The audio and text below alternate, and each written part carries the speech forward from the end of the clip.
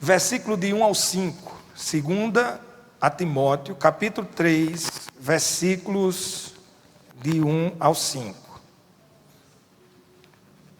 Também trago o abraço da nossa denominação, Aliança das Igrejas Evangélicas Congregacionais do Brasil, a todos os amados irmãos. Eu vou passar a ler 2 Timóteo, capítulo 3, de 1 ao 5. Sabe, porém, isto: nos últimos dias sobrevirão tempos difíceis, pois os homens serão egoístas, avarentos, jactanciosos, arrogantes, blasfemadores, desobedientes a pais, ingratos, irreverentes, desafiados, implacáveis, caluniadores, sem domínio de si, cruéis, inimigo do bem, traidores, atrevidos, enfatuados, mais amigo dos prazeres que amigo de Deus, tendo forma de piedade, negando-lhe, entretanto, o poder. Foge também destes. Amém, queridos? Eu queria pegar esse texto justamente com o tema que foi escolhido para a família, superando os conflitos familiares com Cristo, e eu queria justamente aproveitar nesse texto, tratar sobre as influências externas na família. As influências externas. E eu queria que nós realmente viéssemos saber que diariamente o sofrimento, sofremos essas influências realmente externas, de modo de pensar e agir da família. Diariamente nós estamos sofrendo essas influências, como agir e como pensar. E eu queria que a gente pensasse nisso nesta noite. A gente tem que desejar que a passividade em relação a tais influências, ela pode realmente destruir os valores cristãos. E por isso nós vamos também meditar nisso. Precisamos desejar estratégias realmente de cuidado e proteção contra tais influências. Eu queria pensar também com os irmãos. O objetivo dessa mensagem é que possamos entender quais são os inimigos externos realmente da família e aprendermos como vencê-los. Precisamos justamente ter essa... Então, nós não podemos nos enganar. A gente vivemos realmente tempos terríveis em que é difícil permanecer fiel em Cristo.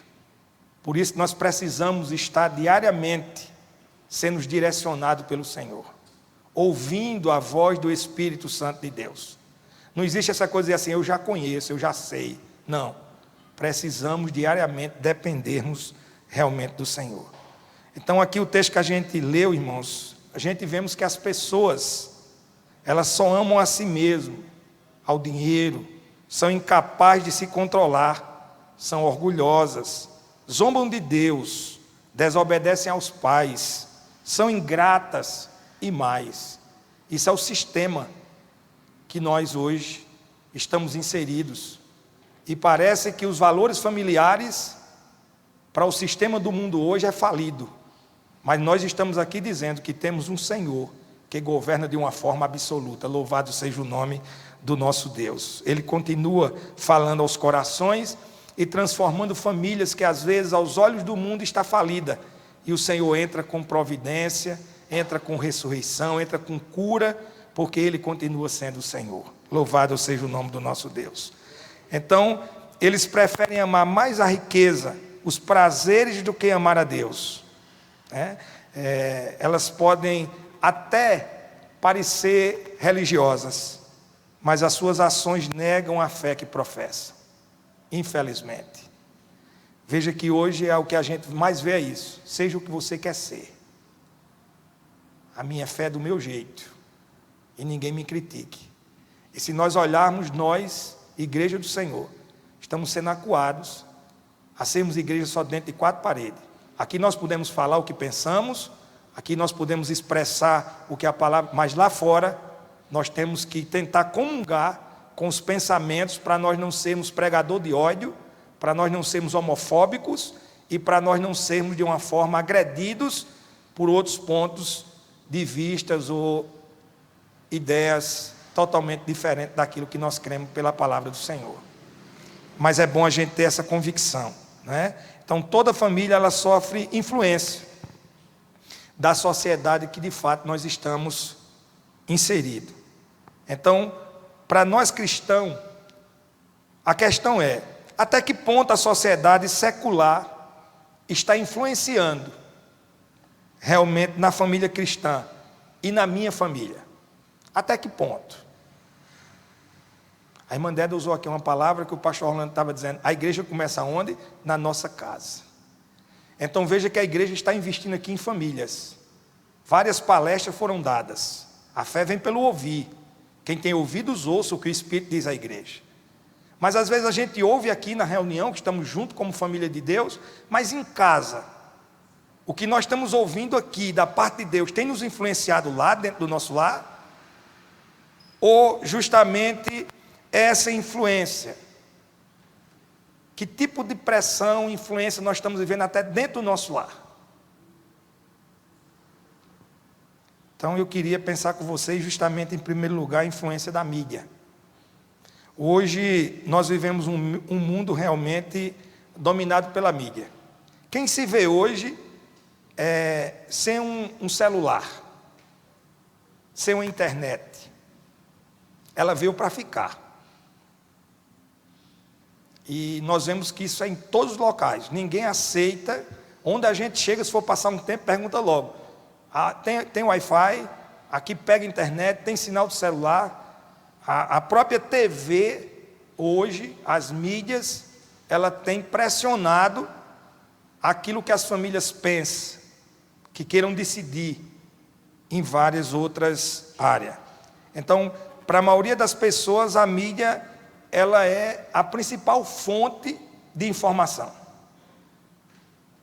Muitas famílias sendo guiadas através das fontes que a mídia ela tem justamente colocado. Então, por meio de diversos especialistas, todo dia tem um diferente, dando conselho às famílias, seja na área realmente os últimos fatos que estão sendo descobertos, seja ele na área da ciência, justamente ensina quais os perigos nós estamos correndo, quais os cuidados nós devemos tomar, o que você deve vestir, o que você deve realmente comer, como fazer sexo, como educar os filhos, como ganhar dinheiro, como ser feliz, está lá. Todo dia está lá. Às vezes eu vejo o pai dizendo assim: eu não ensinei isso ao meu filho, mas alguém ensinou. A minha conduta não é essa. Ele aprendeu em alguma fonte. Às vezes a esposa. Por quê? Esse ambiente está lá. Estamos vendo, são notícias e mais notícias. Não há ninguém no mundo hoje que realmente escape da influência da mídia. Você vê, nós estamos tendo uma guerra na Ucrânia. Todos os dias tem fontes reais lá. Eu acho que foi ontem ou anteontem, explodiram um shopping. Eles estão filmando em tempo real. É a guerra lá, é as bombas caindo, mas a mídia está lá. E as informações chegam. Vocês vejam que eles não lançaram guerra contra a Rússia, guerra que eu digo de bomba, mas através da mídia eles cortaram todos os recursos. Vocês imaginem como é que está aquela população sem poder negociar. Eles não deixam transparecer, mas ali está um caos. Grandes empresas tiraram os investimentos, eles estão sobrevivendo só com o que eles têm lá dentro. Então ali é uma guerra. Não guerra jogando bomba lá dentro, devolvendo como eles estão, mas é outro tipo de guerra. E cada notícia que chega, você veja que o presidente da Ucrânia, um comediante, e ele está aproveitando a mídia, justamente não com a arma na mão, dando tiro mas através das suas entrevistas, ele está recebendo aplausos do mundo inteiro, e cada um tomando uma posição. Veja, imagine se não tivesse a mídia ali, só eles lá dentro, se ninguém vê, como era que estava aquele massacre? Não tinha chegado armamento como chegou, não tinha fornecido algo que forneceu, a tirada daquele pessoal do jeito que estava, porque tudo está em volta daquilo. E todo o mundo inteiro está acompanhando em tempo real. Então, quando a mídia ela se torna inimiga da família, Então, há várias atitudes ruins que os cristãos podem ter diante da mídia. Vamos ver. Deixar a influência justamente pelos valores imorais divulgados pela mídia. Então, aprovar passivamente o sexo antes do casamento. A gente vê isso, a mídia coloca. Hoje você não vê um testemunho diante de uma mídia do valor de uma família, da construção de uma família, né? Infidelidade conjugal, o divórcio, a exposição à pornografia, o homossexualismo, em programações, novela, filmes. Irmãos, eu confesso, às vezes meu menino diz assim: painha, vamos assistir um filme? Eu sento com ele, bom filme, uma história, mas de repente não tem nada a ver com o contexto da história que está, e você vai ver ali pornografia, adultério, homossexualismo, porque eles tentam alcançar todos os graus, todos os níveis. E eu confesso que eu fico com vergonha quando aquelas cenas aparecem, porque ali como família, do jeito que nós somos educados, do jeito que nós somos trabalhados, aquilo ali não é saudável. Mas o mundo vê aquilo com a maior naturalidade. A mídia realmente mostra isso. Então, eles mostram ou consideram o que é bonito, sexo, né? Apreciam a sensualidade, vestes com roupas sensuais, porque uma coisa é você ser bonito. Eu sempre digo isso lá na igreja: uma mulher, quando é bonita, se botar ela dentro de um saco e amarrar ela continua sendo bonita. Beleza é uma coisa, bonita é uma coisa, mas sensualidade, Jesus não discrimina o homem olhar para uma mulher e dizer que ela é bonita, mesmo que não seja o pretendente dela. Mas, rapaz, fulana é uma mulher bonita. Mas quando essa mulher está sensual, aí é onde o texto entra. Se um homem olhar para a mulher e a desejar, ele comete adultério. Então tem muita mulher dando beliscão no marido desnecessário. Ele olha para um canto, não olha não, belisca. O pecado não está no olhar, está no desejar. Porque se não olhar, tem que mandar furar os dois olhos, andar cego sem ver nada. Porque ele vai ter que ver mesmo. Para onde você vai. Então, a sensualidade, a gente vê que tem justamente... E você veja agora que tem, né, uma punição pela lei. O homem que olhar para uma mulher e ela sentir que ela está sendo violada por aquele olhar, ela pode denunciá-la. O negócio agora ficou mais apertado. Ela quem vai imaginar agora. Antigamente tinha que tocar ou dizer alguma coisa. Não, mas se ela sentir que olhou e naquele olhar ela sentir que foi, ela pode entrar como um abuso aí em termos de... Vocês imaginam quantas versões vai sair aí agora. Então, a gente vê justamente isso direto nas mídias. Agir de uma forma justamente sexualmente provocativa. Quantas danças desvalorizando a beleza, a maneira da criação que Deus fez, de uma forma provocativa. A gente vê isso diariamente. E interessante que ninguém acha isso fora do normal. Acha como se fosse alguma coisa normal. A gente vê pessoas achando graças, realmente com comentários, piadas vulgares, né? Maliciosas e imorais, permitindo que os filhos estejam ali vendo aquilo ali. É complicado. E isso muitas das vezes deixa de moldar. Eu fui criado que eu tinha que chegar diante do meu pai e eu tinha que me conduzir com ele: senhor, senhora, bênção, licença. Se ele estivesse conversando, era falta de respeito a gente usar uma fala. A gente podia estar como tivesse, tinha que ficar calado e ele perguntar: quer alguma coisa? A gente perguntaria. Só que hoje aquele tempo era tempo de ignorância. Era tempo que os filhos parece que... Mas você vê que era naquela época, que daquela geração, hoje ainda tem um remanescente, respeitosos, que sabe se conduzirem, falar. Hoje, a gente vê palavras que é uma normalidade, mas você tira a autoridade, muitas das vezes, que quem está sobre você. Por mais que a gente tivesse uma verdade, jamais a gente superaria a nossa voz com a do nosso pai. Jamais. Então, isso eram formas que a gente precisava realmente absorver. E eu louvo a Deus por isso. Eu louvo a Deus por isso. Eu acho que o caráter que eu tenho hoje, eu devo a eles. Pelas formas duras, não. Não, pronto, acabou. Não tinha mais o que argumentar. Não, não era não e... Então, dá mais valor o que diz o especialista da mídia do que a palavra do Senhor. Então, hoje nós vemos assim, pessoas acreditando em conselhos, orientação de especialistas na área da saúde. Você veja quantas pessoas... Gente, isso não pode. No meu tempo não podia. Mas eu olhei na internet, pode.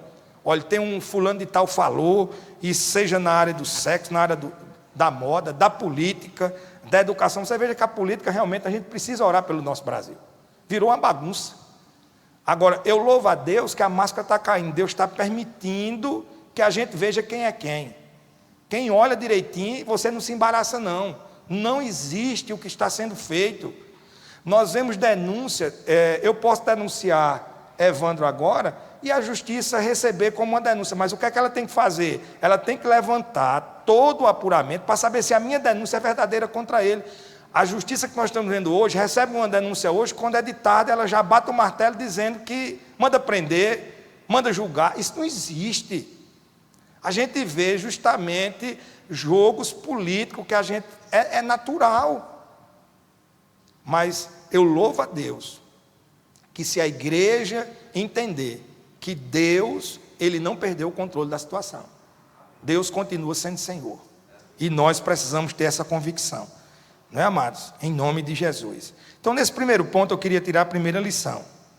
Você, diante de tudo que nós falamos, identifica alguma atitude em seu comportamento, ou no comportamento da sua família?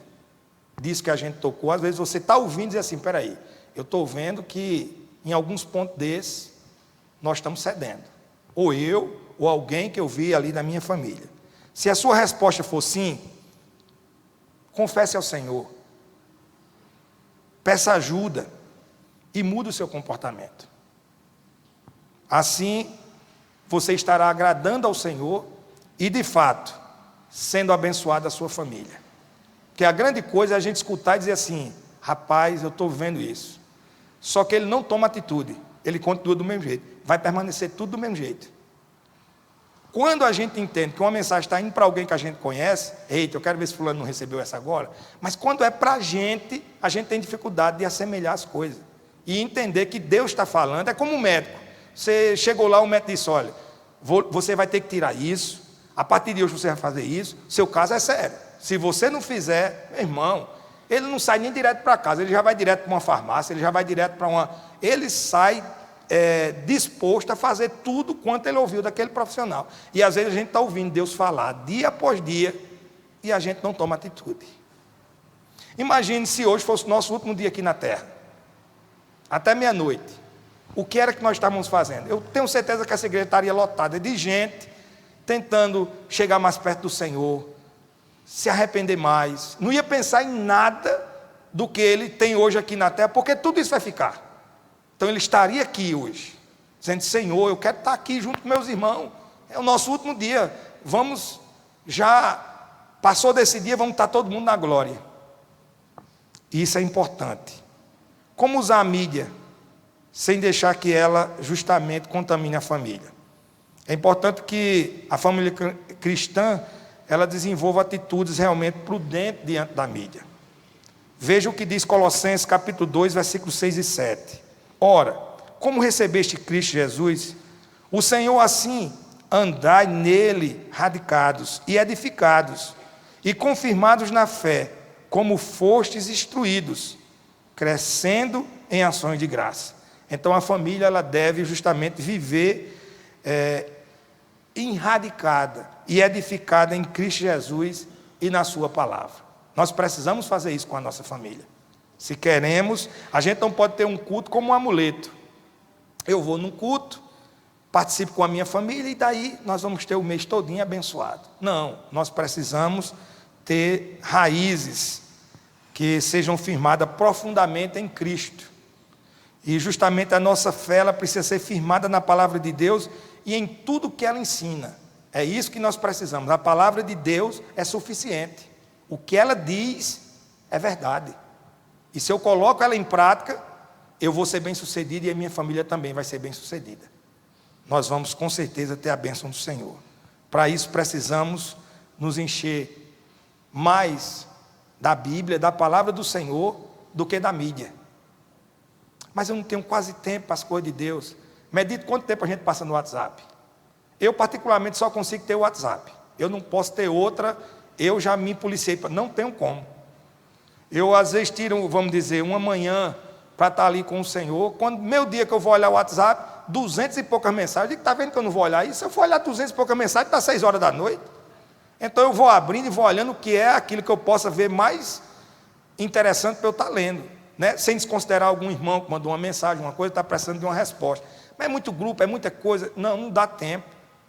Não dá tempo. Às vezes tem que manter o perfil, tem que manter uma coisa, tem que fazer aquela coisa, e o tempo vai embora. A gente não tem tempo para meditar na palavra, a gente não tem tempo para orar, a gente não tem tempo para consagrar. Às vezes, quando chega em casa para comer, cada um é comendo com o celular na mão, olhando o que tem ali, as mensagens que tem. Não temos tempo. Fugiu tudo. E a gente precisa rever isso. A gente está perdendo algo tão precioso, que é a comunhão da família, é estar junto. Estamos presencialmente, mas muito distante um dos outros. Infelizmente, isso tem sido um mal terrível. Colossenses 2,8. Cuidando que ninguém vos venha a enredar com as suas filosofias e vãs situações, conforme a tradição dos homens, conforme os rudimentos do mundo, e não segundo a Cristo. Então a família ela deve ter cuidado para que não seja realmente enganada. Se realmente tivermos aprendido as verdades da palavra de Deus, nós não seremos confundidos pelas vãs filosofias de especialistas da mídia, porque nós vamos ser direcionados pela palavra do Senhor. Até ouvimos, mas não vamos acreditar porque nós sabemos as verdades do Senhor. Não vamos estar realmente sem direção. Colossenses 2,10 diz assim: também nele estáis aperfeiçoados. Ele é o cabeça de todo o principado e potestade. Então a família deve saber que Cristo é a maior autoridade. Ele é o cabeça. Então, quando eu olho para esse texto, eu vejo que nenhuma autoridade no assunto é maior do que a autoridade de Cristo. Não, mas fulano é um especialista. Jesus é mais especialista do que ele. E na palavra do Senhor ele vai ter resposta para isso. Né? Então, o Senhor, não, mas é um cientista, o Senhor está acima do cientista. Não, mas ali é um psicólogo, é um especialista. Né? O Senhor, Ele criou as leis, Ele criou a natureza. Alguém está dando uma previsão, mas quando a gente vai para a fonte, o Senhor, de fato, é o Senhor que tem o controle de todas as coisas. 1 Tessalonicenses 5, 21 e 22 diz assim: julgai todas as coisas, retendo o que é bom, abstei-vos de toda forma do mal. Então, o que é que esse texto está mostrando? Que nós, como família, devemos examinar os fatos, as opiniões. Os programas não é pecado, você avaliar, seja ele infantil ou adulto, à luz da palavra de Deus. Se você conhece, quando você está olhando, dizer que aberração. Isso é um ato anticristão. Você olha e rejeita. Você vê que aquilo não serve, nem para você, nem para a sua família. Louvado seja o nome do Senhor. Então, quando a opinião do Senhor é quem conta. É isso que nós precisamos aprender. Né? A família, ela está lendo um livro e ela vai ver se aquele livro realmente é saudável. Ela está assistindo um programa de TV, ela vai estar olhando ou navegando na internet, julgando todas as coisas à luz da palavra do Senhor. É isso que nós precisamos. Conhecereis a verdade e a verdade vos libertará. Então veja que hoje parece que a gente parar para ouvir a palavra é cansativo, é enfadonho. Mas é conhecendo a verdade que a gente vai poder aprender a se posicionar diante de uma sociedade cruel, contra as verdades realmente do Senhor. 1 Coríntios 10, 23 diz assim: todas as coisas são lícitas, nem todas as coisas convêm. Todas são lícitas, mas nem todas edificam. Então, a segunda lição aqui que eu tiro desse segundo ponto: não deixe que especialistas de revista, rádios, TV, internet digam o que você e a sua família pensa sente, fala ou vai fazer. Porque tem gente hoje que prefere ouvir um especialista do que procurar na palavra de Deus aquilo que ele precisa ouvir. Ele escuta, pronto, já perde o sono, já não come direito, todo mundo que ele vê, ele conta, não, mas disso, olha, meu Deus, a previsão dele é em cima justamente daquela situação. Então, estude a palavra, ore por discernimento dela, examine justamente à luz dos critérios de Deus, tudo que a mídia trouxer. Então aproveite apenas o que edifica você e sua família. Mas finalizando, eu quero ir para o segundo ponto, a influência do hedonismo, a busca realmente incessante pelo prazer como um bem supremo. É isso que a gente vê, eu quero o meu bem. Hoje mesmo está sendo comemorado, né? O LGBTQIA+. Então, as notícias, e você vê, não, eu quero ser feliz. As pessoas procuram a felicidade. E nós vamos entender que a paz verdadeira está em Cristo. A paz verdadeira está em Cristo. Então, as pessoas vivem buscando realmente prazer. Então, todo mundo quer ser feliz. Mas aonde encontrar essa felicidade? É uma pergunta. Há duas maneiras aqui que eu queria tratar com os irmãos. Ou buscamos prazer no mundo, ou encontramos plena felicidade em Deus. No mundo que vivemos, ser feliz é ter momento de prazer.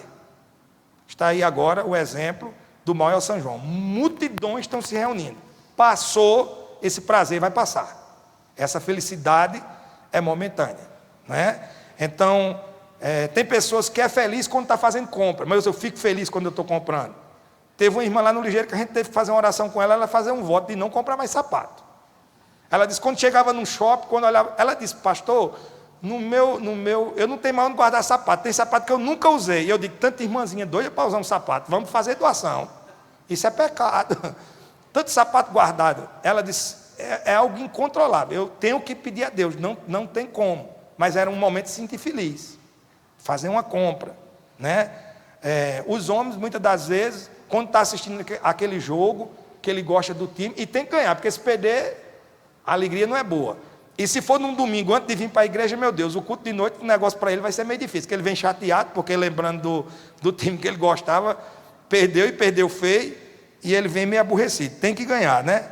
Então, alguns quando tem uma promoção no trabalho, quando tem um aumento de salário, são esses prazeres que a gente vê pessoas tendo momentaneamente. O salão de beleza, nada disso eu sou contra, tá? Se alguém se sente, mas assim, eu quero mostrar a nossa real fonte de felicidade.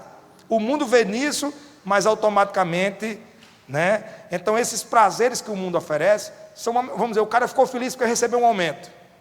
Com 2 meses para frente ele está triste, porque ele pegou o aumento dele, comprometeu o salário e agora ele está devendo mais do que ele ganha. Aí já não é bom, ele já está querendo outro aumento. Com 2 meses que ele ganhou o aumento, ele quer outro aumento de novo.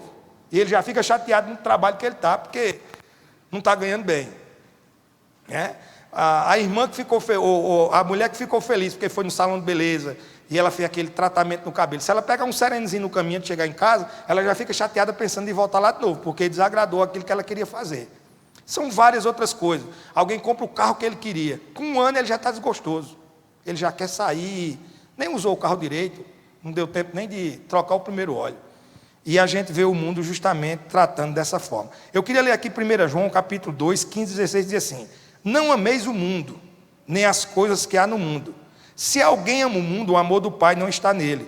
Porque tudo que é do mundo, a concupiscência da carne, a concupiscência dos olhos e a soberba da vida, não procede do Pai, mas procede do mundo. Agora eu queria trazer justamente o quê? A felicidade de Cristo. A gente vê aí a felicidade do mundo. É por isso que o cristão, hoje, qual é o menino hoje, de 10 anos, que quer brincar de carrinho, de uma lata de óleo, que hoje nem tem mais lata de óleo, hoje é aquele descartável de plástico. Mas antigamente, quem tem 50 que nem eu, era aquelas latas de óleo. Aí quando acabava, que jogava fora, a gente cortava a latinha de óleo, aí puxava aquela a barbelazinha para cima, aí pegava um aramezinho, e tem uma coisa, aquela havaianazinha, porque tem gente hoje, cortou uma correiazinha, joga fora, jogava nada, a gente botava um preguinho na correia, Quando furava o calcanhar, a gente mudava a direção da sandália. A gente, quando ia jogar fora, não tinha mais nada para usar, não. Aí a gente fazia os pneuzinhos. Mas, meu amigo, a gente brincava. Parecia o melhor carro do mundo. Eu ganhei um carrinho, eu tinha, eu acho que 7 anos, aqueles bate e volta, que eram as pilhas desse tamanho. Aí ele só tinha uma rodinha no meio. Quando ele batia, era um fusquinha, como se fosse uma ambulância. Ele batia e ficava com aquela luzinha rodando, rodando. Eu guardei com tanto carinho. Olha, eu tinha uns 8 anos. Eu vim dar o meu filho depois de casado, na mesma caixinha, novo. Eu dei a ele, num dia, não chegou 5 dias, nem a rodinha do carro eu achei mais. E olha que eu não dei ele pequenininho não, deixei ele maior, digo, deixa ele ficar maiorzinho, porque ele vai saber o que vai fazer, só mesmo. Nem a rodinha do carro eu encontrei. Aí os carrinhos que os meninos dão hoje é tudo de controle remoto, é uns helicópteros que voam mesmo baixo, eles não têm interesse, não olham. Hoje tem que ter um smartphone, tem que ter uma coisa, um videogame muito avançado. E às vezes a brincadeira não é aquela brincadeira como a gente brincava. A gente tinha etapas. Chegava tempo de brincar de bola de gude, soltar pipa, correr no meio da rua, botar uns cabos de vassoura dentro de um pneu e sair correndo com um bocado de... Era algo que a gente vivia. Hoje é muito fantasioso as coisas. Eu dizia isso ontem. Eu com 11 anos de idade, eu acreditava que a mulher ganhava um menino porque a cegonha vinha e passava até na televisão, não era? A bichinha voando, não era, os irmãos viram ou só foi eu que vi? Ela voando com um bebezinho dentro da... Pergunta o menino hoje de 6 anos de idade para ver uma coisa, como é que a mulher fica grávida e o menino vem? Você vai dizer, meu filho, está bom. Ele vai dar tanta informação que às vezes nem a gente sabe. As informações é muito rápida. E às vezes a gente deixa de viver etapas da vida tão importantes que é para ser vivida.